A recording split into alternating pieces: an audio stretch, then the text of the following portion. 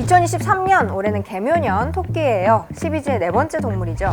12지 하면 이 노래 떠올리는 분들 많을 것 같아요. 1996년 처음 방영된 애니메이션 꾸러기 수비대 오프닝 곡인데 80년대 후반생부터 90년대 초반생들은 아직도 이 노래 가사를 띠를 샌다고 해요. 그런데 띠를 셀 일이 요새도 많이 있나? 세상이 이렇게 변했는데? 라고 혹시 생각하시나요? 태어난 시기에 따라 우연히 정해지는 거긴 하지만 이 띠는 우리의 삶에 그리고 사회에 생각보다 많은 영향을 끼쳐요. 혈액형과 MBTI가 존재하기 이전부터 우리는 띠로 운세를 봤어요. 올해가 무슨 띠인지는 새해 마케팅의 단골 소재고요. 12살 차이가 나면 띠동갑이라고 부르죠. 무슨 띠가 좋다 안 좋다는 속설 때문에 출생률이 높아지기도 내려가기도 하고요. 알파의 새해맞이 콘텐츠 그 두 번째 시간, 여러분은 무슨 띠인가요? 여러분의 띠에는 어떤 이야기가 있나요? 오늘의 알파, 12동물로 만든 운명과 복의 세계관, 띠입니다. 앞서 이야기했듯 올해는 개묘년 토끼예요. 자축인묘 진사오미 신유술에 즉 쥐, 소, 범, 토끼, 용, 뱀, 말, 양, 원숭이, 닭개, 돼지 이렇게 12동물을 12지라고 하고 갑을, 병정, 무기, 병신, 임, 개 이렇게 10개를 10간이라고 해요. 그리고 10간이 순서대로 2개씩 파랑, 빨강, 노랑, 하양, 검정색을 상징해요. 여기서 개와 토끼, 즉 묘가 합쳐져서 개묘년이 되고 개가 검은색이니까 올해는 검은 토끼의 해인 거죠. 그런데 이 12동물이 나라마다 다르다는 것 혹시 알고 계셨나요?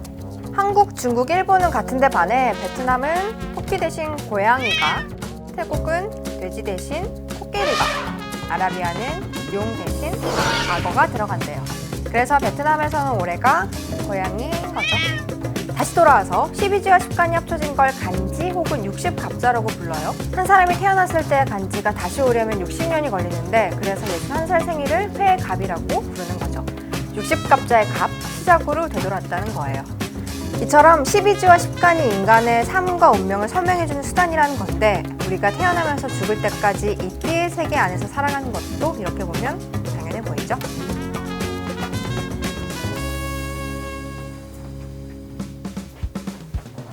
그렇다면 이런 띠가 우리 사회에는 어떤 영향을 미치고 있을까? 한국 현대사의 주요 기점에 자리한 띠 얘기를 한번 해볼게요. 58년 개띠는 아마 한국 사회에서 가장 많이 알려진 띠일 거예요. 한국전쟁이 끝난 뒤 탄생한 베이비붐 세대를 대표하는 이름이죠. 우리나라 정부가 1960년부터 인구조사를 시작했는데 58년 개띠가 1956년생, 1957년생보다 10만 명가량이나 많았어요. 그런데 출생 인구수만 보면 1959년, 1960년생보다 적다는 사실? 그런데도 베이비붐 세대의 상징이 된 건 이 58년 개띠들의 인생이 한국 사회의 격변기와 배를 같이 하기 때문이라고 해요. 이들은 서울의 고교 평준화를 처음 경험한 세대예요. 돈을 벌기 시작할 무렵인 30대 초반, 일기 신도시가 지어졌고 직장에서 한창 일할 시기인 40 초반엔 IMF를 겪었죠. 만 60세가 됐던 2018년을 즈음에 이 베이비붐 세대의 은퇴와 노후에 대한 관심이 커졌어요. 그리고 올해는 이 58년 개띠가 만 65세가 된 해예요. 인구수도 많고 사회적으로 중요한 의미를 가진 이들이 노인 인구로 편입이 된 거죠. 그래서 58년 개띠가 노인으로 앞으로 어떻게 살아가는지가 올해 한국을 짐작할 수 있는 지표가 될 거라는 분석이 나와요. 다음은 백말띠 얘기예요. 1990년생들은 출생아 성비가 116.5명으로 역대 최고였다고 해요. 여자애 100명이 태어날 때 남자애는 116.5명이 태어난 거예요. 보통 자연 성비가 105 정도인데 이상한 일이죠. 바로 1990년이 백말띠 해였기 때문이에요. 백말띠 여자는 기가 세고 팔자가 사납다는 속설 때문에 여자이면 낳지 않은 경우가 많았거든요. 특히 경북, 대구, 경남 지역은 출생 성비가 무려 120이 넘었어요. 사실 백말띠뿐 아니라 다른 말띠, 범띠, 용띠 여자들에게도 이런 편견이 있었죠. 말띠, 범띠, 용띠는 진취적이고 용맹한 이미지예요. 이런 특징이 여성들에겐 기가 세고 팔자가 사납다는 인식으로 남은 거죠. 하지만 이런 왜곡된 생각이 출생률뿐 아니라 여성 인권에도 영향을 미치고 있는 건 부인할 수 없는 사실이에요. 실제로 1990년생 여성들은 자라면서도 백말띠 여자라는 이유로 많은 오해와 핍박을 받았다고 해요. 이런 시대착오적 인식이 아직도 남아있는 건 띠가 아니라 한국의 문제겠죠. 백말띠에 대한 속설은 여성에 대한 한국 사회의 시선 그 자체니까요. 이 백말띠처럼 띠 때문에 출생률이 낮았던 해가 있었던 반면 띠로 인해 출생률이 올랐던 때도 있어요. 바로 2007년 황금돼지예요. 돼지는 새끼를 많이 낳기 때문에 풍요와 다복의 상징으로 꼽히는데요. 그래서 돼지에 태어난 아이들은 부자가 될 거라는 속설이 있었죠. 여기에 황금까지 더해졌으니 2007년에 아이를 낳은 사람들이 많았던 거예요. 실제로 2007년 출생한 아기의 수는 2006년, 2008년에 비해 3만 명 이상 많았어요. 2007년생들이 초등학교에 입학했던 2014년에는 학생 수가 늘어나서 교실 부족 사태가 벌어지기도 했어요. 황금돼지띠 아이들이 올해 17살, 고등학교 1학년이 됐는데 앞으로 대학 입시와 취업에서도 다른 년생들보다 경쟁이 치열할 거라고 하죠.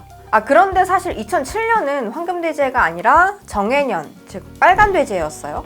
진짜 황금돼지에는 2019년 기해년이라고들 하는데 아까 얘기했던 10간 중에서 무기가 노란색이거든요. 하지만 이미 꺾여버린 출산율이 진짜 황금돼지라고 해서 회복되진 않았어요. 2019년 출생아 수는 30만 2,700명으로 전년 대비 7.4% 감소했고 학교 출산율도 역대 최저치를 기록했거든요. 2007년에는 황금돼지 마케팅이 먹혔지만 12년이 지난 후엔 마케팅이 먹히지 않을 정도로 출산과 육아에 대한 부담이 커져버린 거죠. 58년 개띠가 만 65세가 되고 90년 백말띠 여자가 34살이 되고 2007년 황금돼지에 태어난 아이가 17살이 된 2023년 올해 태어나는 2023년생들은 검은 토끼에 태어났구나, 토끼띠는 똑똑하지라는 얘기를 들으면서 인생을 살아갈 거예요. 이처럼 우리는 생각보다 많은 것을 띠에 기대고 있고 특히 한국 사회는 영향을 많이 받았어요. 중요한 건 이거예요. 12동물로 이뤄진 이 운명과 복의 세계관은 앞으로도 계속될 거라는 것, 그리고 이 세계관을 고치거나 새롭게 만드는 건 우리의 몫이라는 것. 오늘의 알파 47초로 마무리할게요. 2023년은 개묘년, 토끼예요. 그런데 띠에 속한 12동물이 나라마다 조금씩 다르대요. 베트남에서는 올해가 고양이라고 하네요. 자축인묘 진사오미 신유술의 이 12지 유니버스는 한국인의 삶에 아주 깊게 관여하고 있어요. 60갑절을 한 바퀴 돌아 61세가 되는 걸 회갑이라고 불러요. 58년 개띠는 한국 현대사의 주요 기점을 함께한 베이비붐 세대의 상징으로 꼽히죠. 백말띠 여자는 팔자가 세다는 인식 때문에 1990년 백말띠의 여자아이의 출생률이 눈에 띄게 줄었는데 반면 황금돼지라고 알려졌던 2007년에는 출생률이 크게 올랐어요. 2023년은 어떨까요? 풍요와 번영을 상징하는 토끼처럼 행복해지는 것이 우리 모두의 바람이지만 결국 그걸 만드는 건 우리의 몫이겠죠. 여러분은 무슨 띠인가요? 그 띠라서 겪었던 재밌거나 억울한 경험이 있나요? 여러분의 띠 이야기 댓글로 남겨주세요.